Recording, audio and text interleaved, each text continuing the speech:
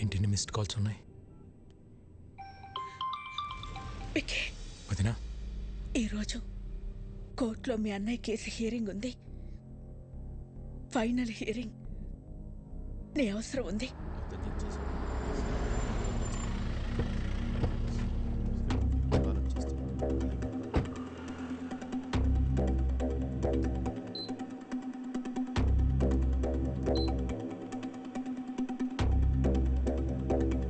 వదినా, ఇక్కడికి ఎందుకు తీసుకొచ్చావు? అన్నయ్యకి ఏమైంది? అదంతా నీకు తర్వాత చెప్తా.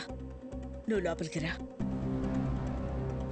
వికీ, లోపల ఏం జరిగినా సరే నేను చెప్పేంత వరకు రియాక్ట్ అవ్వకూడదు, సరేనా?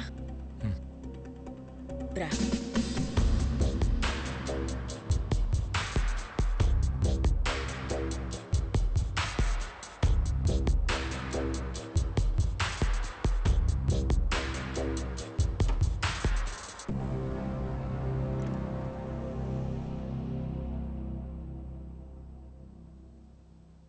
పాపారావు, మా ఆయన ఎక్కడున్నారు? చెప్పండి కమిషనర్ గారు. కోర్టు శిక్ష వేస్తుందని భయపడి పారిపోయి ఉంటాడు. అరెస్ట్ వారెంట్ రాగానే ఎక్కడున్నా వెతికి పట్టుకొస్తాం.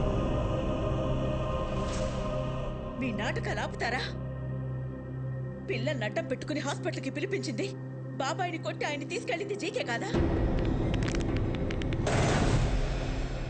పోలీసులు అక్కడుండి కూడా రియాక్ట్ కాలేదంటే దాని వెనకున్నది మీరు కాదా? మర్యాదగా చెప్పు పాపారావు, ఆయన ఎక్కడున్నారు? ఈ రోజు నా అల్లుడు కేసు గెలుస్తాడు. పారిపోయిన నీ మొగుడు ఏ రైలు పట్టాల దగ్గరో శవమై తేల్తాడు. రాజారాంకి కొడుకెలాగో లేడుగా. తలకురివి పెట్టడానికి తమ్ముడిని రెడీ అవ్వమంటే పెట్ట.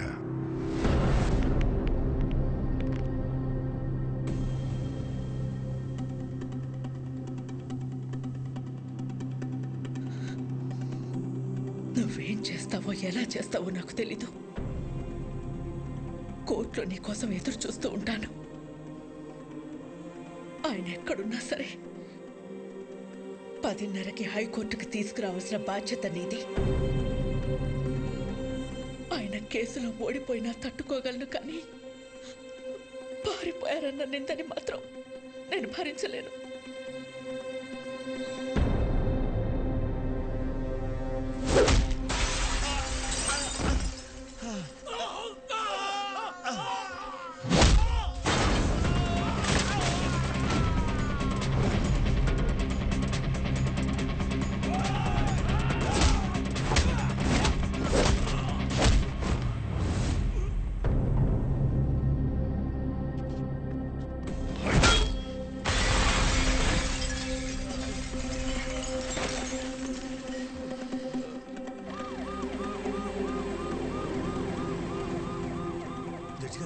జడ్జి గారు వచ్చేసారమ్మా.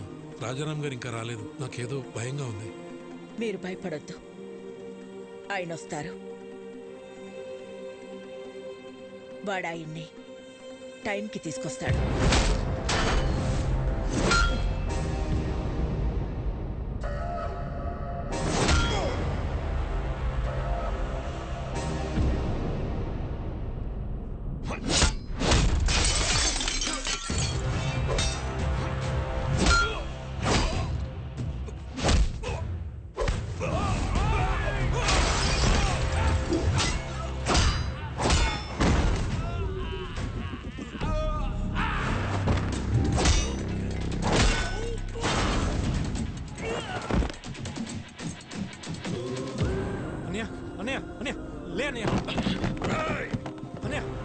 నువ్వు నన్ను కొట్టిన ఒక్కొక్క దెబ్బకి ఇక్కడ ఒక్కొక్క ప్రాణం తీస్తా.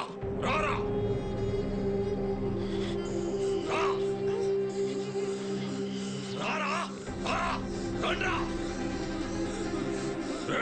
ఒక్కరిని కూడా వదలను. రా, ఏసేండ్రా వాణ్ణి.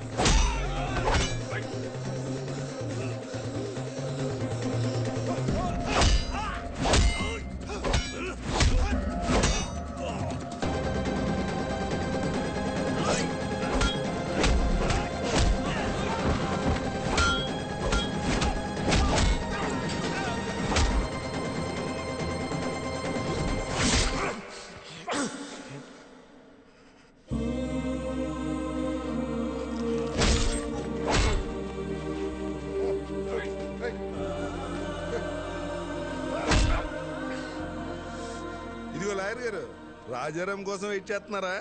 ఎందుకండి టైం వేస్ట్? హలో మేడం, పారిపోయినాడు ఎక్కడి నుంచి వస్తాడు? వీళ్ళు ఓవర్ యాక్షన్ లాయర్. ఇప్పుడు కాపాడరా ఆ పిల్లల్ని, నీ అన్నయ్యని. నా ప్లాన్స్ కి ఎన్నిసార్లు ఎదురు దెబ్బ కొట్టావురా? మీ అన్న ఇంటి మీదకు బీహారోళ్లను పంపిస్తే వాళ్ళని పరిగెత్తించి కొట్టావు.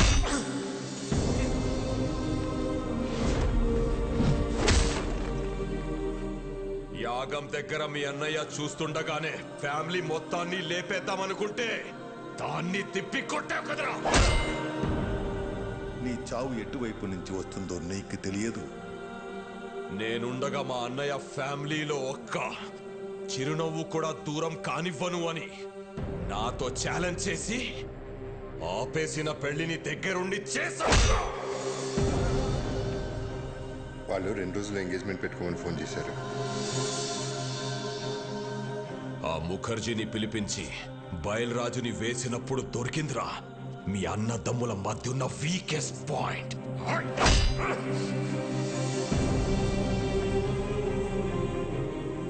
కాపాడరా, ఇప్పుడు కాపాడు.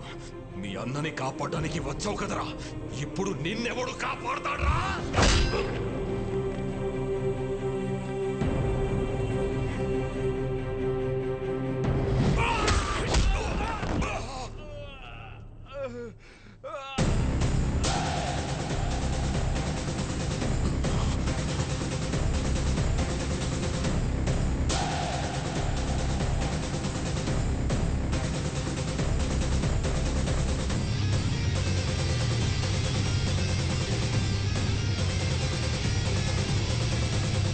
నువ్వే కరెక్ట్ విక్కీ. మోసం చేయడానికి వచ్చినోడికి మంచితనం గురించి, యుద్ధం చేయడానికి వచ్చినోడికి ధర్మం గురించి చెప్పకూడదు.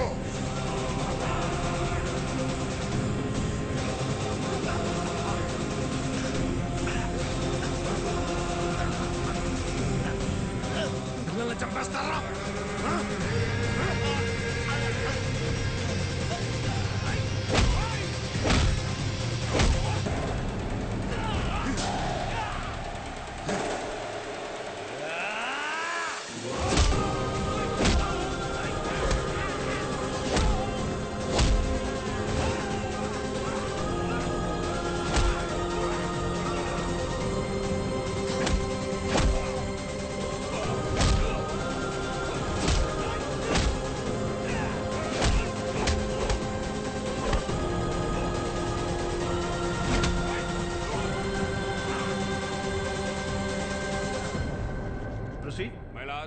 ఈ రోజు కోర్టులో ఫైనల్ హీరింగ్ ఉందని తెలిసి కూడా కోర్టుకు రాలేదంటే తనకు శిక్ష పడుతుందని భయపడిన రాజారాం ఈ రాష్ట్రాన్ని కాదు ఈ దేశాన్ని వదిలి పారిపోవడానికి ప్రయత్నం చేస్తున్నాడు. హలో, రాజారాం ఇంక రాడమ్మా, పారిపోయాడు. ఇంకా నువ్వు బ్రేకింగ్ న్యూస్ ఇచ్చుకో.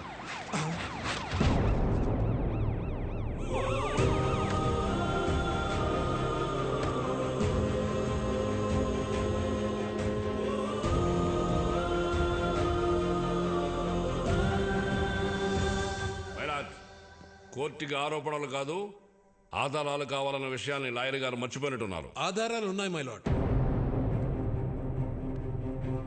దానికి సంబంధించిన సాక్ష్యాధారాలన్నీ ఇందులో ఉన్నాయి. నా పేరు బయలురాజ్ సార్. జీకే గాడిచ్చి డబ్బులకి ఆశపడి అనాథాశ్రమంకి వెళ్ళే ఫుడ్లో విషయం కలిపింది నేనే సార్. పాపం రాజారాం గారికి ఏం తెలియదండి. ఇదే నా మరణ వాంగ్మూలం కింద తీసుకోండి సార్.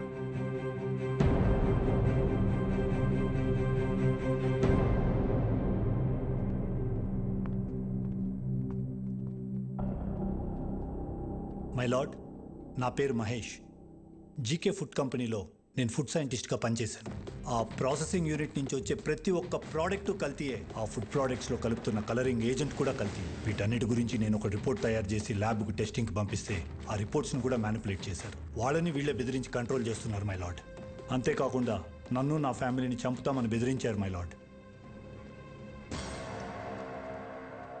మై లార్డ్, ఇదంతా నా ప్రాపర్టీ కాపాడుకోవడం కోసం, షేర్ వాల్యూ పెంచుకోవడం కోసం, నా బ్రాండ్ ఇమేజ్ పెంచుకోవడం కోసం చేయట్లేదు. మన కోసం, మన పిల్లల కోసం, రాబోయే జనరేషన్ కోసం ఈ ఫైట్ చేస్తున్నాను. నాకు అలా అనిపించట్లేదు రానారు. ఈ రాజారాం గారు తన కాంపిటేటర్స్ అయిన జీకే గారి మీద పర్సనల్ రెవెంజ్ తీర్చుకుంటున్నట్టుంది. ఏంటి సార్ పర్సనల్? జీకే ఫుడ్స్ తిన్నందుకు 100 మంది పిల్లలు క్యాన్సర్ బారిన పట్టడం పర్సనలా, లేక ప్రశ్నించడం పర్సనలా? మిస్టర్, మీరేమైనా చెప్పాలనుకుంటే బోన్లోకి వచ్చి చెప్పండి. My lord, what we eat is what we are. మనం ఏం తింటామో అదే మనం. ఇవాళ తల్లికి పాలు పట్టడానికి మెడిసిన్స్ ఇవ్వడం దగ్గర నుంచి, పిల్లలు చాలా ఇష్టంగా తినే బిస్కెట్స్, చాక్లెట్ సిరప్స్ నుంచి పిజ్జాస్, బర్గర్స్ వరకు కల్తీ అంత ధైర్యంగా చేస్తున్నా తెలుసా సార్?